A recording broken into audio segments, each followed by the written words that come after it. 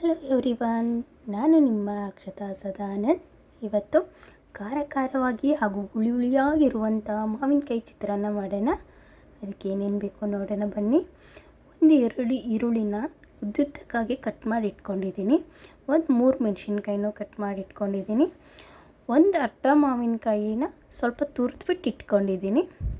ಒಂದು 3 ಟೇಬಲ್ ಸ್ಪೂನಷ್ಟು ತೆಂಗಿನಕಾಯಿ ತುರಿ ಇಟ್ಕೊಂಡಿದ್ದೀನಿ. ಸ್ವಲ್ಪ ಅರಿಶಿನ, ಉಪ್ಪು, ಜೀರಿಗೆ, ಸಾಸಿವೆ, ಕೊತ್ತಂಬರಿ ಸೊಪ್ಪು, ಕರಿಬೇವು, ಸ್ವಲ್ಪ ಕಡಲೆಬೇಳೆ, 1 ಟೇಬಲ್ ಸ್ಪೂನಷ್ಟು ಕಡಲೆಬೇಳೆ, ಸ್ವಲ್ಪ ಕಡಲೆ ಬೀಜ ಮತ್ತು ಎಣ್ಣೆ. ಅನ್ನನ ರೈಸ್ ಮಾಡಿಟ್ಬಿಟ್ಟು ಸ್ವಲ್ಪ ಆರಿ ಇಟ್ಕೊಂಡಿದ್ದೀನಿ. ಈಗ ಹೇಗೆ ಮಾಡೋದು ಅಂತ ನೋಡೋಣ. ಈ ರೆಸಿಪಿ ತುಂಬ ಇಷ್ಟ ಆಗುತ್ತೆ ಎಲ್ರಿಗೂ. ನೋಡಿ, ಒಂದು ಪಾತ್ರೆ ಇಟ್ಕೊಂಡು ಅದಕ್ಕೆ ಎಣ್ಣೆ ಹಾಕೋತಾ ಇದ್ದೀನಿ. ಎಣ್ಣೆ ಹಾಕ್ಕೊಂಡು ಸ್ವಲ್ಪ ಎಣ್ಣೆ ಬಿಸಿ ಆದಮೇಲೆ ಕಡಲೆ ಬೀಜ ಹಾಕೋತಾ ಇದ್ದೀನಿ. ಅದ್ರ ಜೊತೆಗೆ ಹಾಗೆ ಕಡಲೆಬೇಳೆನೂ ಹಾಕೋತಾ ಇದ್ದೀನಿ. ಹಾಕ್ಕೊಂಡು ಸ್ವಲ್ಪ ಫ್ರೈ ಆಗಲಿ. ಹಾಗೆ ಅದ್ರ ಜೊತೆಗೆ ಸಾಸಿವೆನೂ ಹಾಕೋತಾ ಇದ್ದೀನಿ ಮತ್ತು 1 ಟೇಬಲ್ ಸ್ಪೂನು ಜೀರಿಗೆ ಕೂಡ ಹಾಕೋತಾ ಇದ್ದೀನಿ. ಇದು ಎಲ್ಲ ಸ್ವಲ್ಪ ಚೆನ್ನಾಗಿ ಹುರ್ಕೊಳ್ಳೋಣ. ಸ್ವಲ್ಪ ಗೋಲ್ಡನ್ ಬ್ರೌನ್ ಕಲರ್ ಬರೋವರೆಗೂ ಹುರ್ಕೊಂಡು ಹಾಗೆ ಸ್ವಲ್ಪ ಕರಿಬೇವು ಕೂಡ ಇವಾಗಲೇ ಹಾಕೋತಾ ಇದ್ದೀನಿ. ಇವಾಗ ನೋಡಿ, ಕರಿಬೇವು ಚಟಪಟ ಅಂತ ಚೆನ್ನಾಗಿ ಸಿಡಿತಾ ಇದೆ. ಸ್ವಲ್ಪ ಹುರ್ಕೊಂಡು ಇವಾಗ ಒಂದು ಈರುಳ್ಳಿ ಏನು ಕಟ್ ಮಾಡಿ ಇಟ್ಕೊಂಡಿದ್ನಲ್ಲ, ಆ ಈರುಳ್ಳಿನೂ ಹಾಕೋತಾ ಇದ್ದೀನಿ. ಅದ್ರ ಜೊತೆಗೆ ಮೆಣಸಿನ್ಕಾಯಿ ಇಟ್ಕೊಂಡಿದ್ನಲ್ಲ, ಮೆಣಸಿನ್ಕಾಯಿ ಕೂಡ ಹಾಕೋತಾ ಇದ್ದೀನಿ. ಸ್ವಲ್ಪ ಚೆನ್ನಾಗಿ ಹುರ್ಕೋಬೇಕು. ಸ್ವಲ್ಪ ಉಪ್ಪು ಹಾಕೋತಾ ಇದ್ದೀನಿ.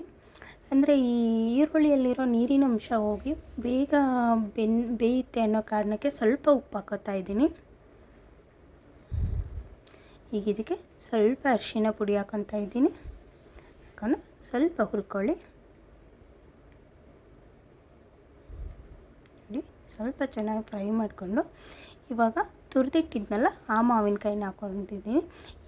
ಒಂದು ಚಿಕ್ಕ ಮಾವಿನಕಾಯಲ್ಲಿ ಒಂದು ಅರ್ಧ ಮಾವಿನಕಾಯಿ ಮಾತ್ರ ಹಾಕ್ಕೊಂಡಿರೋದು ನಾನು ಈಗ. ಅದಕ್ಕೆ ಇಲ್ಲಾಂದರೆ ತುಂಬ ಜಾಸ್ತಿ ಹುಳಿ ಆಗುತ್ತೆ ಅನ್ನೋ ಕಾರಣಕ್ಕೆ ಸ್ವಲ್ಪ ಹಾಕ್ಕೊಂಡಿದ್ದೀನಿ.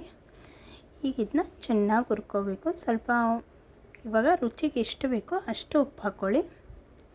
ಈ ಮಾವಿನಕಾಯಲ್ಲಿರೋ ನೀರಿನ ಅಂಶ ಹೋಗಬೇಕು, ಅಲ್ಲಿವರೆಗೂ ಹುರ್ಕೊಳ್ಳಿ. ಇವಾಗ ತೆಂಗಿನಕಾಯಿ ತುರಿ ಹಾಕೋತಾ ಇದ್ದೀನಿ. ನೋಡಿ, ಏನೊಂದು 3-4 ಟೇಬಲ್ ಸ್ಪೂನ್ ಹಾಕ್ಕೊಳ್ಳಿ ಸಾಕು. ಸ್ವಲ್ಪ ರುಚಿ ಚೆನ್ನಾಗಿರುತ್ತೆ, ಡಿಫ್ರೆಂಟಾಗಿರುತ್ತೆ ಅನ್ನೋ ಕಾರಣಕ್ಕೆ ಸ್ವಲ್ಪ ತೆಂಗಿನ ತುರಿ ಹಾಕೋತಾ ಇದ್ದೀನಿ. ಇವಾಗ ಕೊತ್ತಂಬರಿ ಸೊಪ್ಪು ಹಾಕೋತಾ ಇದ್ದೀನಿ.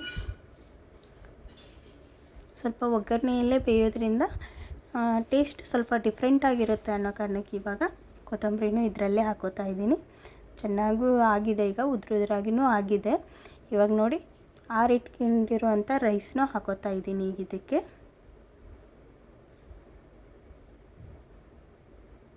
ಹಾಕ್ಕೊಂಡು ಸ್ವಲ್ಪ ಇದನ್ನ ಚೆನ್ನಾಗಿ ಮಿಕ್ಸ್ ಮಾಡ್ಕೊಳ್ಳಿ. ನೋಡಿ, ಮಿಕ್ಸ್ ಆಗಿದೆ. ಈ ರೆಸಿಪಿ ಮುಗಿದು ಇದನ್ನ ಒಂದು ಸರ್ವಿಂಗ್ ಬೌಲ್ಗೆ ಸರ್ವ್ ಮಾಡ್ಕೊತೀನಿ.